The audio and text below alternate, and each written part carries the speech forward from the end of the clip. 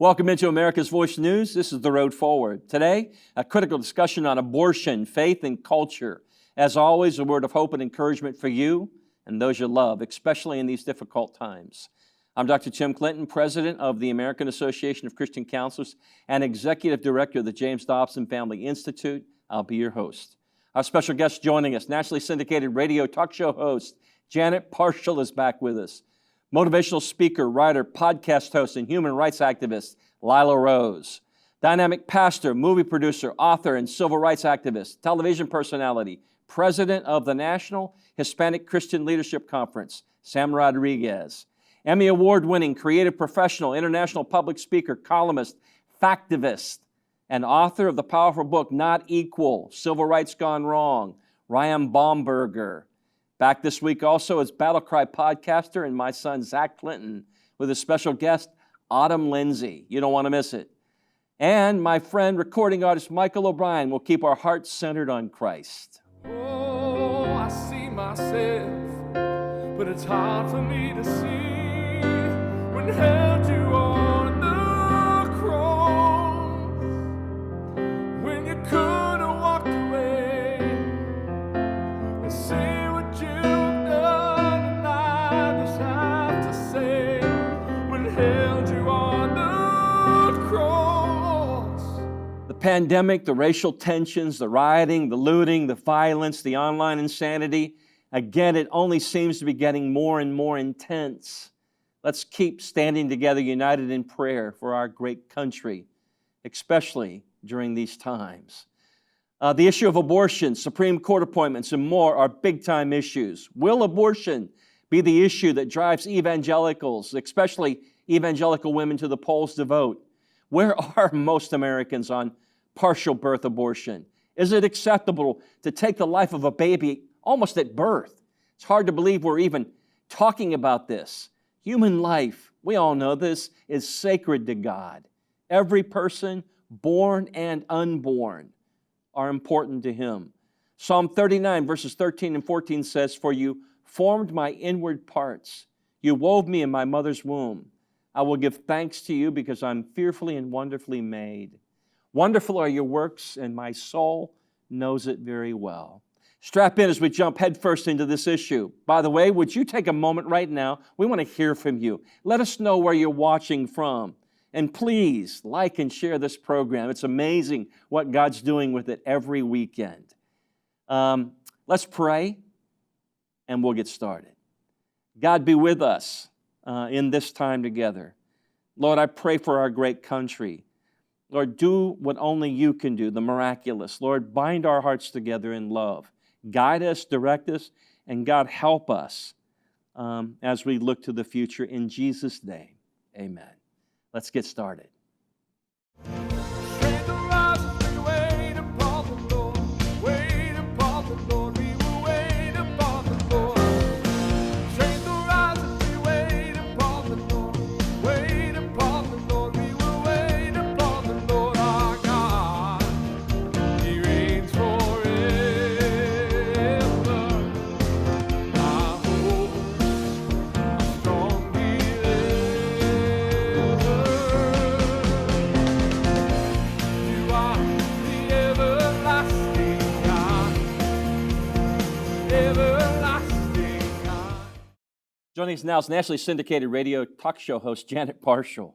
Her show, In the Marketplace with Janet Parshall, broadcasts weekly. She's authored numerous books, including her latest, Buyer Beware, Finding Truth in the Marketplace of Ideas. When she's not behind the microphone, Janet's speaking across the country on a variety of issues impacting Christians. We love having her on this program. Janet, welcome back. Oh, Tim, it's a delight to be with you always. Thanks for inviting me. Janet, as we get started, a lot of issues surging in the country right now, but one that's always been front and center when it comes to our elections is the issue of abortion and the pro-life movement. Janet, I think since January 22, 1973, Roe versus Wade, somewhere around 60+ million abortions in this country. What's interesting to me is the majority of Americans, Democrat and Republican, want some type of restriction on abortion. Janet, what's the status of where this issue is? Some say, by the way, this is the issue, again, that will drive people to the polls. Absolutely. In fact, if I can, let me start with the second part of your very astute observation. If you've ever thrown a stone in a still pond in the summer, you know, when it hits the water, it puts out concentric circles of impact. And that is how I, as a Christian who votes, because that's what we're supposed to do as we render unto Caesar, it's the issue of pro-life that's the stone I throw in the pond. And I'll tell you why. Because where we stand as a people, as a nation, as an individual on the subject of the sanctity of human life offers concentric circles of impact to every single thing around us. Let me give you an example of what I mean. It isn't just whether or not we should be killing babies before they're born. That should be an open and shut question.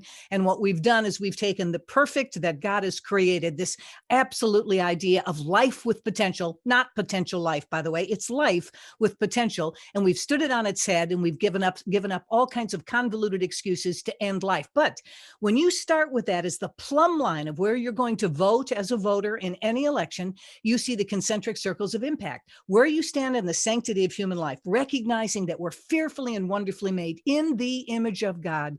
It impacts where you stand on cloning, where you stand on stem cell research, embryonic stem cell research, where you stand on advanced technologies and artificial intelligence, where you stand on paying for abortions in the military, where you stand on sending money overseas to the United Nations, where you stand on what should be taught in public schools, where you stand on who should be appointed to the Supreme Court, where you stand, the list goes on and on and on. Health insurance, I could go on for the next 10 minutes.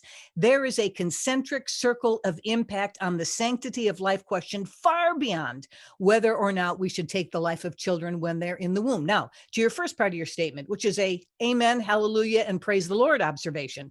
There is a shift going on in the heart of America. When Roe v. Wade came down, remember, it was accompanied by another decision called Doe v. Bolton.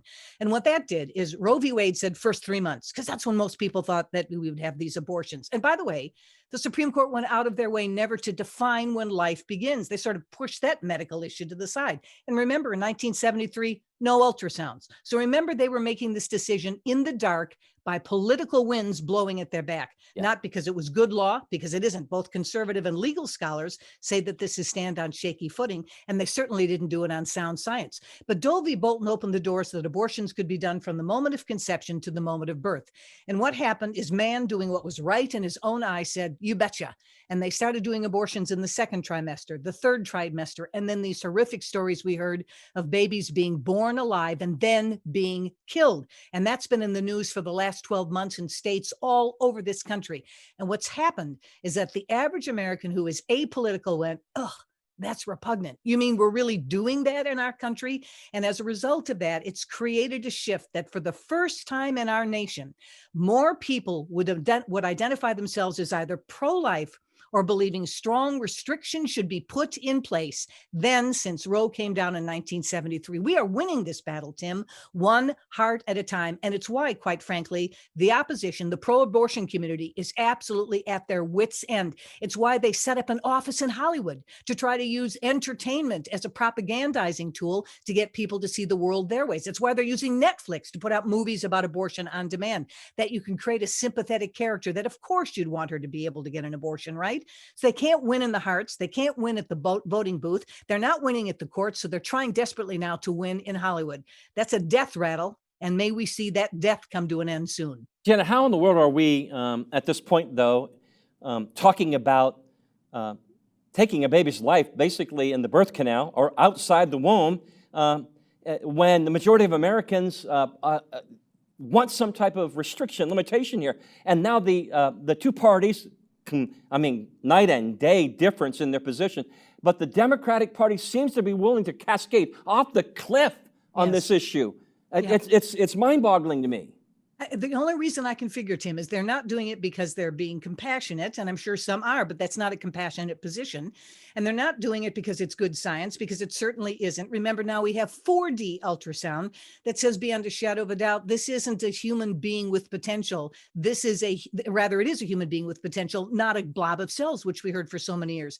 I remember the first time that the partial birth abortion ban was being debated in the U.S. Senate, and they brought up several neonatologists who got up and testified that babies not only only feel pain before they're born, but they probably feel it more intensely than you and I do because all of their synapses, their nerve endings are fresher and newer. It's profound. It's why Dr. Bernard Nathanson, who when he was doing an ultrasound as an abortionist, saw that baby recoil and he called it the silent scream. And it's why he put down the tools of an abortionist and picked up the standard of righteousness and started to fight prolifically for the pro-life position. But to your point about the party distinction, when all else fails, read the instructions. They are pro-abortion in the planks of the Democratic platform. I'm not bearing false witness. That's what their platform says.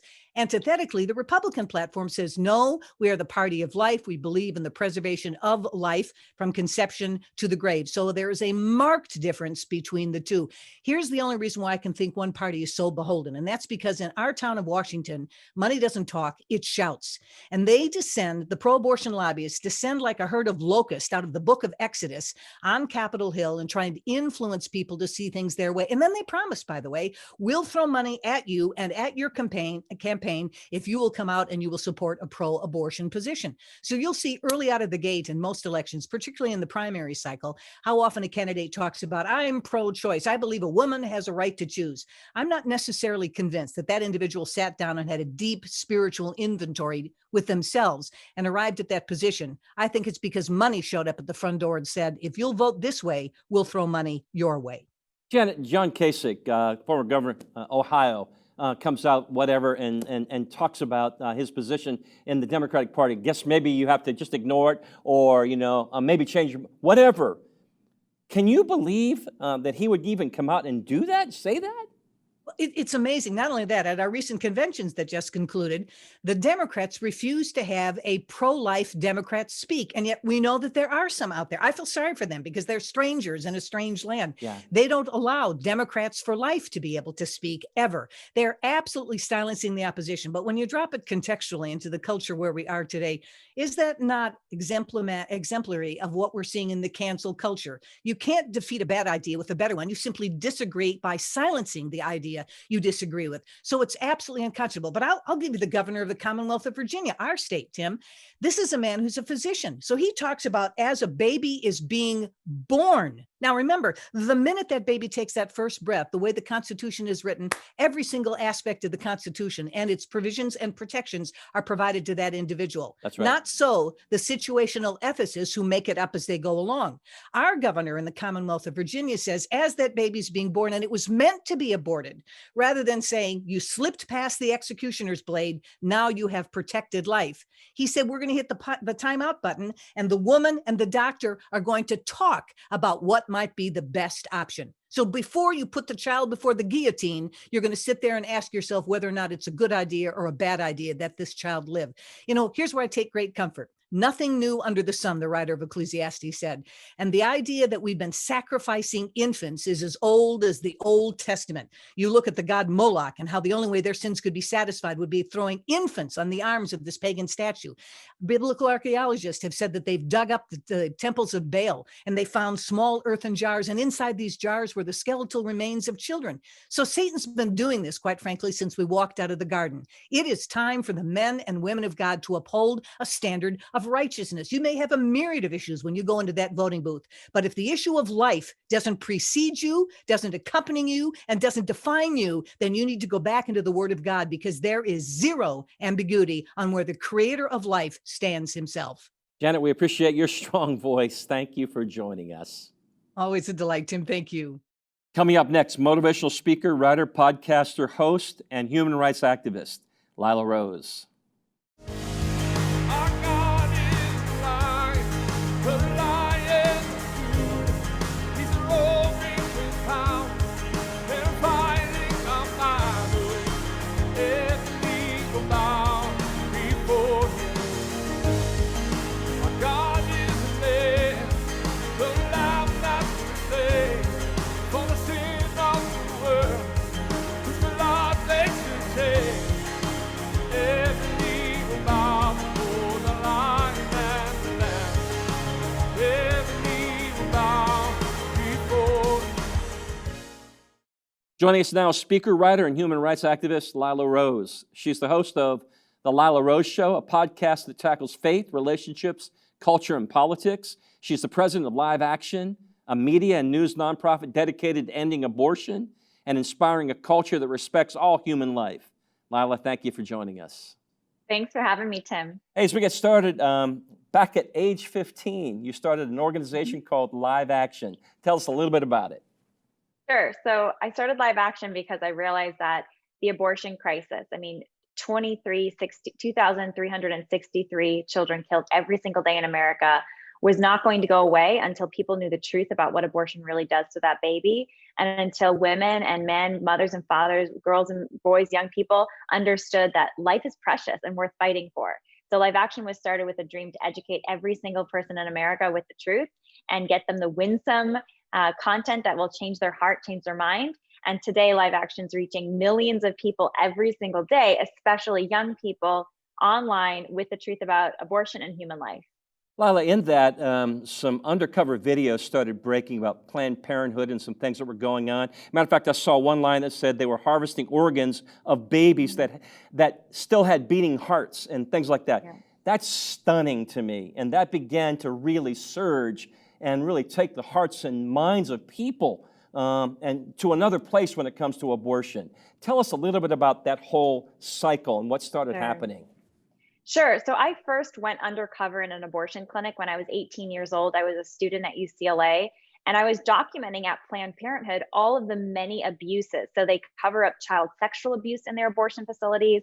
I documented that. I went and posed as a 15-year-old girl, said I had a much older boyfriend. They're required by law to report that because that girl's in an abusive situation. Sure. Instead, Planned Parenthood gives secret abortions to young girls. They claim they're for women, but they actually just want to sell abortions, and they hurt women and girls. We've also documented many other abuses in abortion facilities. And the reason we do this is if people just knew the truth about what the abortion industry is actually doing in America, how it's killing thousands of babies a day, lying to women, hurting women, breaking the law. They're even selling baby body parts. Many Planned Parenthood facilities take the babies that they have aborted, and then they try to make money off of the parts by selling them to middlemen that then would pass them on to researchers to experiment with the broken bodies of these children. Horrible, horrible atrocities. And yet, Tim, American taxpayers are still spending $1.5 million a day funneling it into Planned Parenthood, and this is all still perfectly legal. And so that's why myself, other activists, and Live Action is growing a movement of millions of people who are calling for this abusive industry to be shut down. And we continually expose what's happening in the industry because the media won't cover it. The media refuses to report on this. They won't tell the truth about the abortion industry. So we're telling the truth, and we're getting people to stand up and say enough is enough. We need to stop this in our communities and in our nation. You know, it's interesting. You start seeing this stuff, and it's just like, it makes you want to throw up. It's just, it's horrible. Yeah. And yet, at the same time, Lila, how in the world do we go from a pro-life movement that's making, I think, really significant gains, and this is turning, and the majority of Americans want limitations and restrictions on abortion, yet we're having a conversation right now talking about almost aborting a baby at birth. The governor of Virginia, Ralph Northam, and others. Yeah. How in the world are we going there? And why is the left they're like cascading off the cliff with this issue? Yeah. Well, here's the deal, Tim. I think that the left has always been this extreme on abortion. Hillary Clinton was for abortion through all 9 months. Bill Clinton, her husband, when he was president, he would continually reject the bill that would ban basically born alive abortions, babies that were half hanging out of the mother, their legs dangling, and the abortionist would stick a scissors in their neck and suction their brains out. The Clintons were for this. They defended it. So the left has always been extreme on abortion. I think what we're seeing, what you just noticed, with Governor Northam in Virginia, with Cuomo in New York, lighting up the Empire State Building pink to celebrate, infanticide, basically, you're seeing that people see it more. People actually have the access to realize how extreme the Democrat Party is on this, how extreme the left is on this. The Democrats support abortion through birth. That is their platform for any reason. So now people are actually waking up to it, and they're realizing, wow, we do not stand with that. We do not side with that. We reject that. And that's part of the reason I think so many Americans are becoming more pro-life. I saw that you recently made a comment or two about John Kasich and what he had to say out of Ohio and the Democratic Party about the whole issue of abortion. What's your take on Kasich, and why in the world is he going there? Yeah, it's a tremendous disappointment. I mean, this is Governor Kasich, when he was the governor of Ohio, he also refused to sign the heartbeat bill, which would ban abortions after the heartbeat can be detected. So around 6 or 7 weeks. It could have saved so many lives, but he was too worried about constitutionality because of this unconstitutional Roe v. Wade, this terrible Supreme Court decision that created a false right. It invented a right in the US Constitution. Nowhere does it say there's a right to abortion in the US Constitution. It talks about in the Declaration of Independence a right to life. It talks about in the 14th Amendment equal protection under the law for all people. That should include human beings in the womb. They're people too. But Governor Kasich was a big disappointment when recently he said he was going to vote for Biden because ultimately he says, abortion is just another issue and he can kind of stomach Biden's pro-abortion position. That's unconscionable. I mean, Biden supports the removal of even the Hyde Amendment. Biden would, as president, basically make the taxpayer, us, directly pay for abortions. It would increase the abortion rate by potentially hundreds of thousands of deaths, children slaughtered every year. We can't even get close to engaging that or supporting that. So the fact that anybody who's pro-life says they can vote for or vote for Biden, like Governor Kasich just said, former Governor Kasich, I think it's a disgrace. I understand people having trouble with, the President Trump and saying, they're concerned about elements of his candidacy. I get that. But to say you support Biden, then I don't think that any pro-life person in good conscience can do that. Lila, what do you say to those people who are on the fence, or they say they're going to sit this one out, that they're not going to vote? I don't like his personality or whatever. I mean, life, just the issue of life alone. What's your take? Well, again, the pro-life issue is the number one voting issue.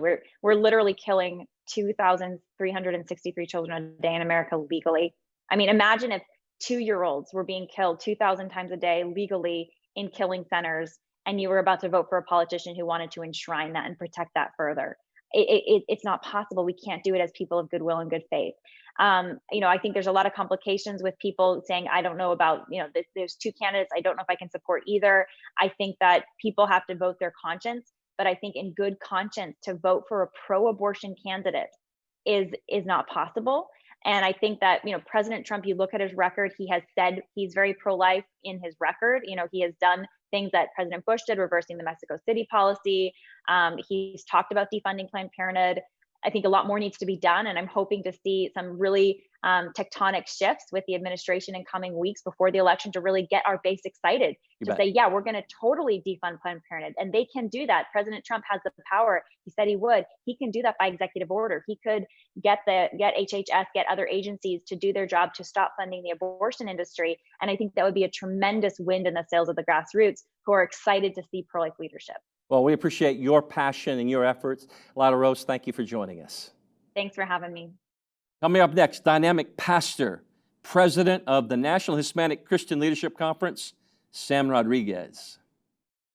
At the American Association of Christian Counselors, we have launched a massive new initiative on mental health and addiction through the local church. Our goal is to train an army of certified mental health coach first responders in and through the church, through the local church. If you would like to learn how you could become a certified mental health coach, write down this URL. Better yet, go there right now. It's lightuniversity.com/mental health coach. Nearly 7,000 people have enrolled in this program of study over the last few weeks, and nearly 2,000 churches are already engaged in this effort.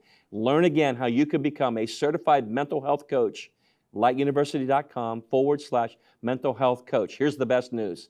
It's free to churches and it's tuition free to those students who are enrolling right now. lightuniversity.com/mental health coach. Can't wait to see what God's going to do in and through this new global initiative on mental health and addiction. Joining us now, Sam Rodriguez. He's the president of the National Hispanic Christian Leadership Conference. It's the world's largest Hispanic Christian organization, and he's the lead pastor at New Season Church. He's been named among the top 100 Christian leaders in America. Sam, thanks for joining us. Honored to be with you, my friend. Sam, as we get started, you getting any churches open out there in California? Last time we talked, it never seems to end out there. Oh, man. Yes, by the grace of God, for now, we're opening up this past weekend, actually, opening up the 25% building capacity. So yeah, it's a work in progress. Nevertheless, we have churches that are being fined egregious amounts just because they're not drinking the Kool-Aid of big government, who believe that we should somehow sacrifice our God-given rights on the altar of COVID-19. So yeah, California is California. I just want to warn your audience. So goes California. Inevitably, believe it or not, so goes America. Yeah. So pay careful attention to what takes place in America, in California. Sam, our topic today is really focused around the issue of life, and we're talking about abortion. Some say it's the issue that will drive Christians, primarily evangelical women, to the polls. What's your take on that? Do you see that happening? Is that the bigger? It's the number one issue for every single evangelical community, including Hispanic evangelicals, white evangelicals, millennial evangelicals. Number one issue. It's not even, Tim, the same life issue of 4 years ago or 8 years ago. 8 years ago. How about this? In 2008, then Senator Obama responded to a question that I posed to him on CNN. So I posed a question, and you could Google it. And I asked a question on CNN to Senator Obama about abortion. He said it was a personal moral tragedy, and abortion should be legal. It should be rare, which repeating the Bill Clinton mantra. But the idea of late-term abortion, absolutely outside the purview of any political party, right? The Democratic Party today, it's not just the party of abortion, it is the party of late-term abortion. If you believe, I believe that that life begins at conception. But if you believe in late-term abortion, in third trimestral abortions, and according to the governor of Virginia, even when the baby is already out of the womb, you can abort the baby. If you believe in that, you're going to vote one way. That's why life is on the ballot like no other year in American history. Sam, why do you think that Democratic Party has cascaded off the cliff on this issue? Why are they going there? I have no idea, because they're going to lose Hispanic voters. They're going to lose African-American voters. They're going to lose millennial voters.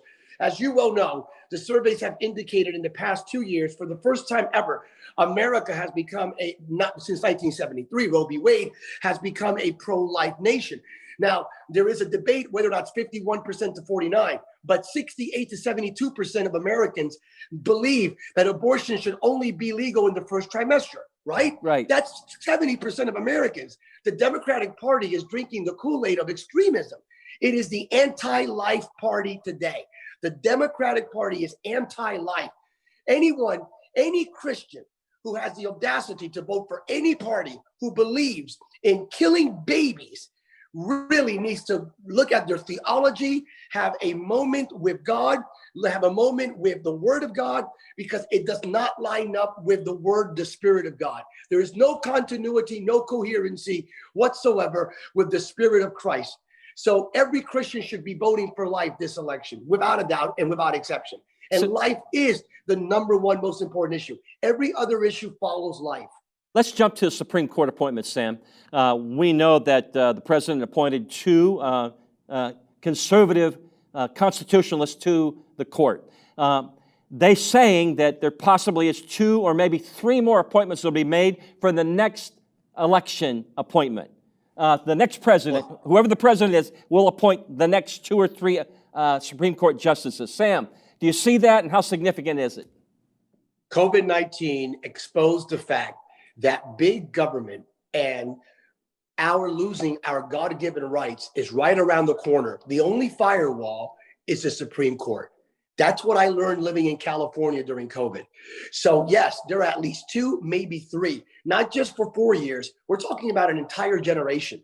So if you want your children to have the right to express themselves, to believe and to teach their children the Judeo-Christian value system, if you want to protect your right to bear arms, if you want to protect your right to assemble, your right for religious liberty, all of your God-given rights, this election, like with life, likewise, Supreme Court appointments will determine whether or not your children end up like the slaves in Egypt, I'm speaking metaphorically, making bricks without straw. It's about captivity or freedom. The Supreme Court will determine that. This election will determine the future of the Supreme Court for at least the upcoming generation. Sam, you were in Washington, D.C. this week at the White House, a very significant, memorable event, historic event, really. It was the signing of the peace, basically peace treaty with Israel and other countries. Can you tell us a little bit about the significance of it, what it meant to you to be there as a part of that? Historic, remarkable, and truly unprecedented. The last time we had a peace agreement was in the mid-1990s, Bill Clinton, Yasser Arafat, and the Israeli government. And to have two of them and more down the pipe, it's not even amazing. It's like, wow. I mean, put this in perspective. The embassy moving to Jerusalem, everything, this has been the most pro-Israel president in American history, period.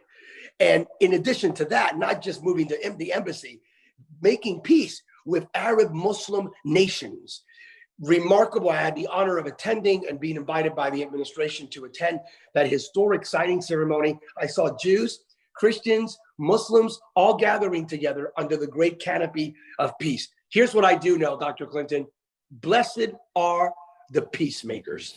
And this president and this administration leads the way in advancing a narrative of peace like very few administrations prior.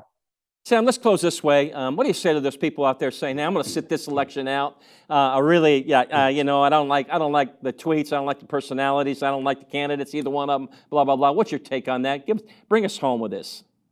It's not about personality. It's about policy. If you don't care about life, if you don't care about religious liberty, if you don't care about your right to bear arms, if you don't care that socialism is now permeating the American landscape, if you want to see America convert into Minneapolis, Portland, Seattle, and continuous rioting and looting, if you want to see that, please stay at home on Election Day. Sam Rodriguez, as always, thank you for joining us. Thank you for having me. Coming up next, Emmy Award-winning creative professional, international public speaker, columnist, factivist, and author of the powerful book, Not Equal, Civil Rights Gone Wrong, Ryan Bomberger. Our God, He reigns forever. Our hope, our strong deliverer. Our God, He reigns forever. He reigns forever. Oh, our hope, our strong deliverer.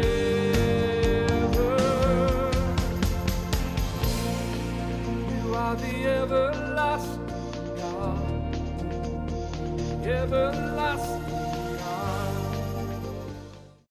Joining us now is factivist Ryan Bomberger. He's an outspoken columnist, speaker, author, and Emmy Award-winning producer and writer. He is the co-founder and chief creative officer of the Radiance Foundation, fighting tirelessly for the unborn. Ryan, thanks for joining us. It's great to be here with you. Hey, Ryan, you got a powerful story. I can't wait to get in the middle of it, but let's start out with the Radiance Foundation. You guys, you really used some creative energy to get your messaging across. Last time I saw you, you were wearing a shirt that said abort Roe. Now you got truth, preach it. But Ryan, tell us about the Radiance Foundation, what you're doing. We try to creatively illuminate that every human life has purpose. My wife's a teacher by profession. I was a creative director in the ad agency world for both of us for about 13 years each. And we wanted to creatively illuminate that life has purpose. We wanted to educate people about a myriad of social issues in the context of God-given purpose. And then that last part, which is not so easy, but motivate. We want to motivate people to move from, unawareness to awareness to action. What good is our faith if we don't put into action? So the Radiance Foundation began about 10 years ago, and we love doing the creative stuff that inspires people to move against injustice, to love people enough to speak the truth.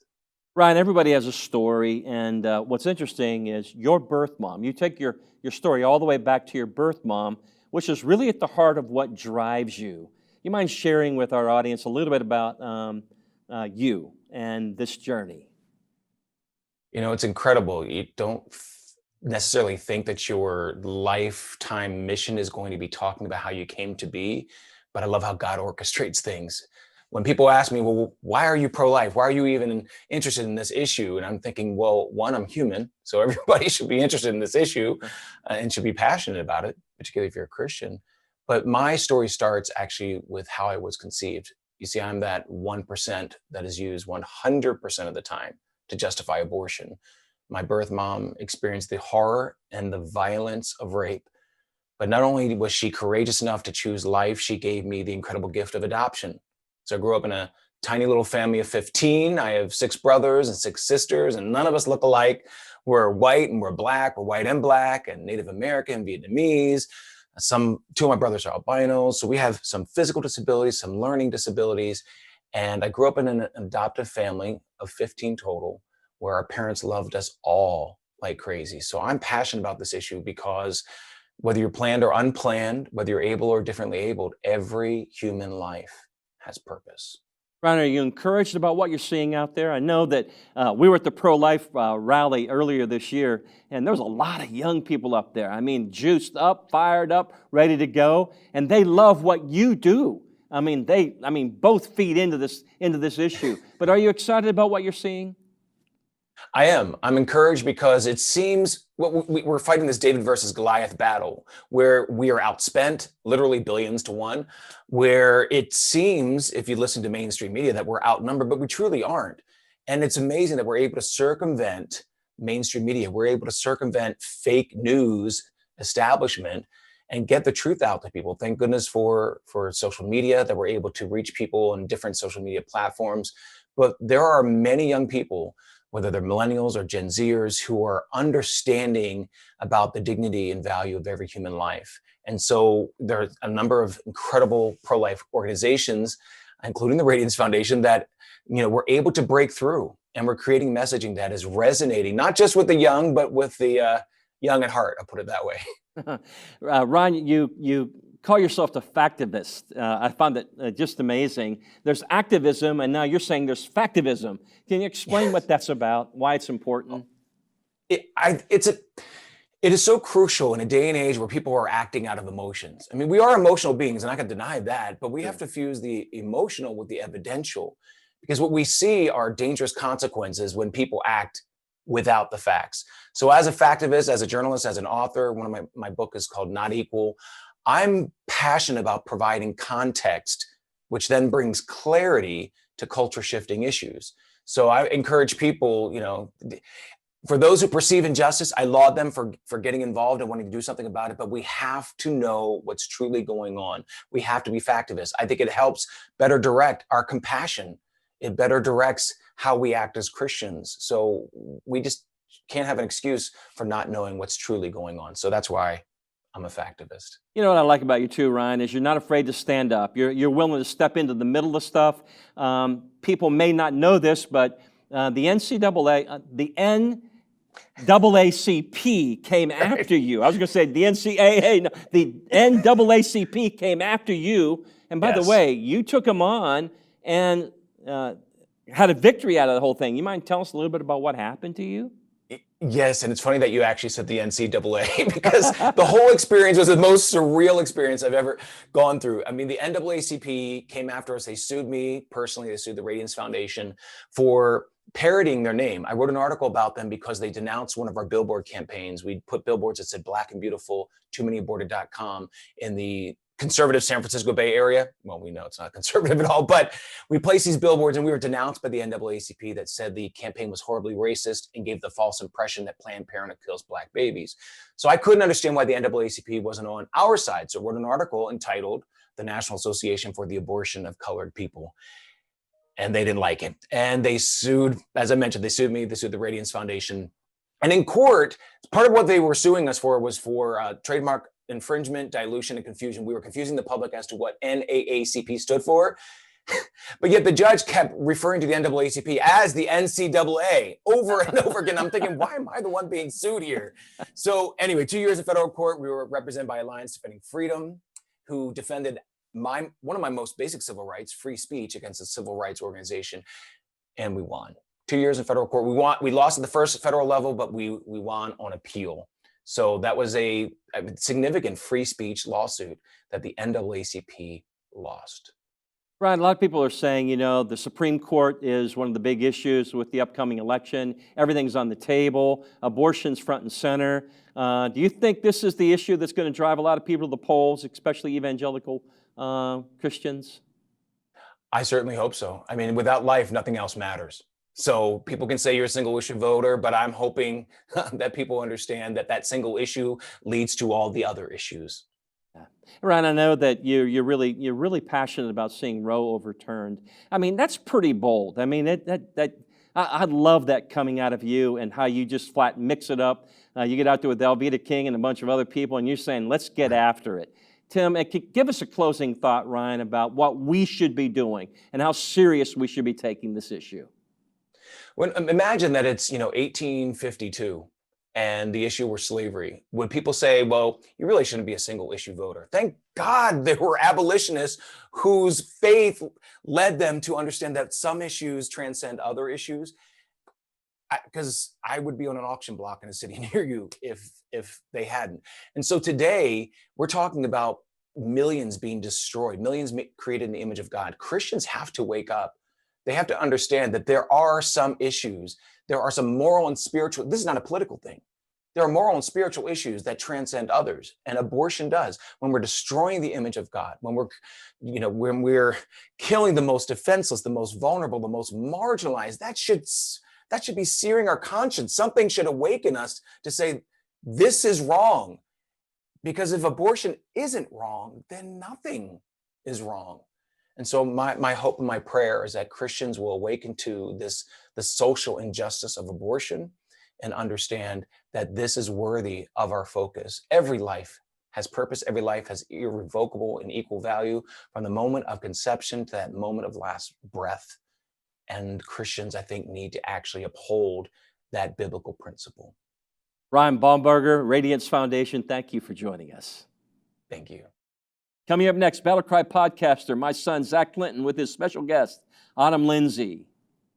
Oh, I see myself, but it's hard for me to see when held you on the cross, when you could have walked away and see what you've done, and I just have to say, when held you on the cross, was more than just nails, with all the pain and suffering and all that you had lost.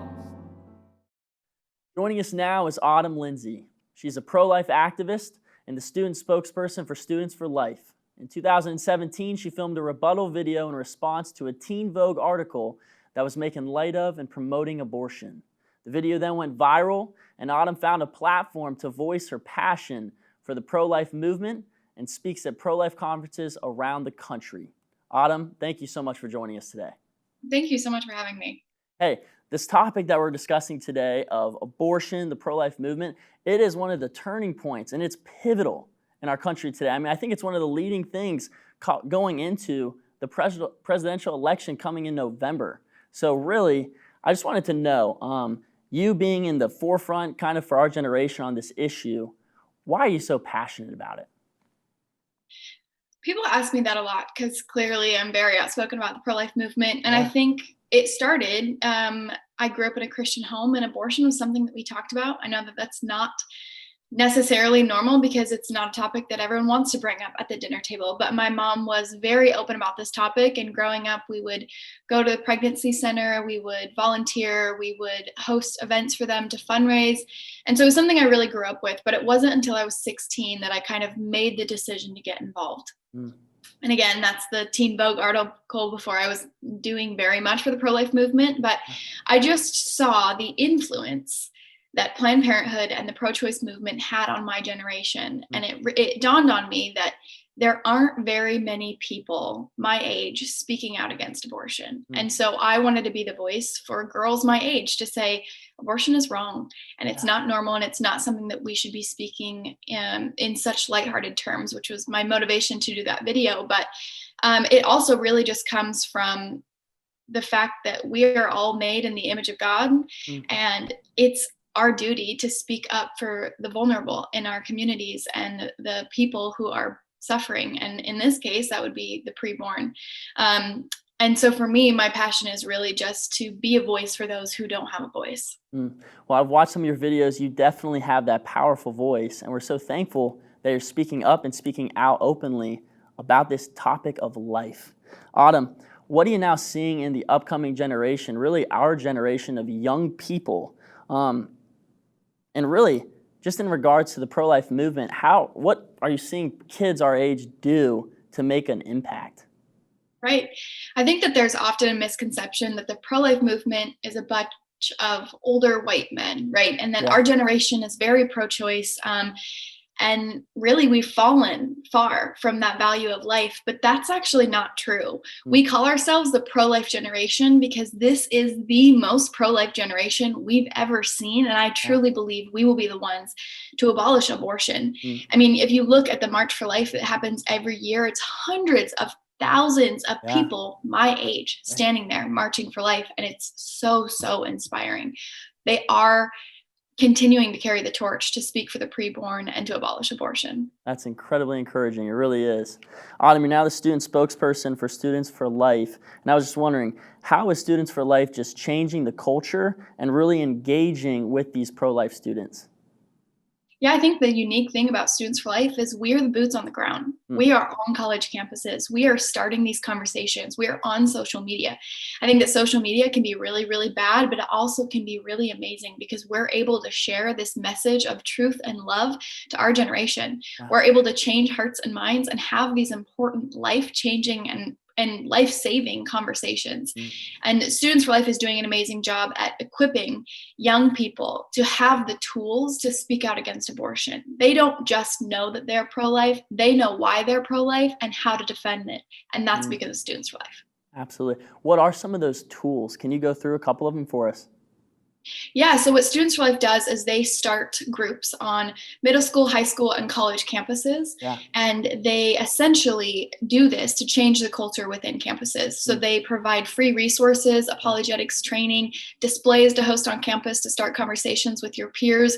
One of the ones we did last year, which was phenomenal, is it was called The Truth of Planned Parenthood. And we had 911 pink crosses that we would stick in the grass on our college campus. And it represented the amount of babies that Planned Parenthood kills in one day. So the visual representation was so powerful and it started so many amazing conversations with our peers that otherwise we wouldn't have that opportunity. So it opens the door for communication. Wow, that is so powerful and also so needed. Finally, Autumn, just in closing, how can we become more involved? I get that question a lot. How can I do more? Because I think something about the pro-life movement is, yes, we are pro-life and we want to be more passionate, but we don't exactly know how to engage, right? I would say for students, the best way to get involved is a Students for Life group. You can join or start a Students for Life group. Go to studentsforlife.org for more information, or you can even email your state at studentsforlife.org, and that will connect you with your regional coordinator, and they will help you with everything. You can start a group if there's not one in your area, or they can connect you with an existing group.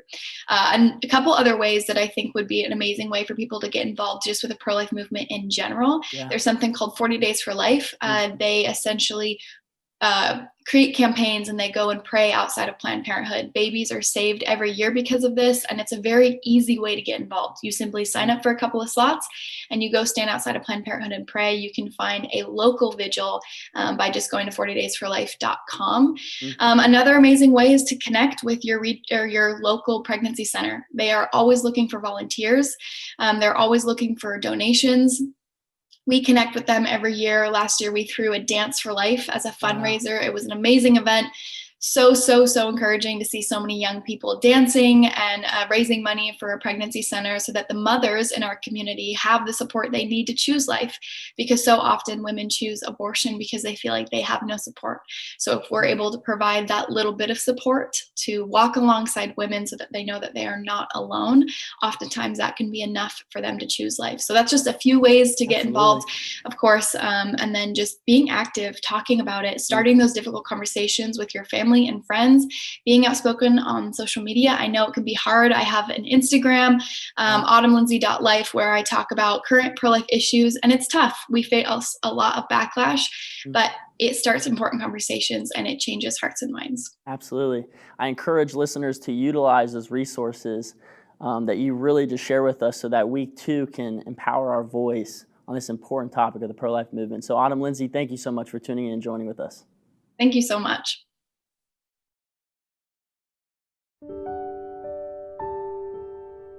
Mental health will be one of, if not the greatest challenge facing the church as we go forward. Early on in the pandemic, everybody started posting verses up on social media, texting one another, and they're encouraging. But when you continue to wrestle with fear and anxiety, you begin to question yourself. There's a lot of reasons to be fearful of the COVID-19 virus. The greatest need for faith is when you're afraid. What we do understand about the scripture is that there has to be a steady diet, that you can focus your attention on specific scriptures, anchors. I mean, when you're in a storm, it is important to cry out to God.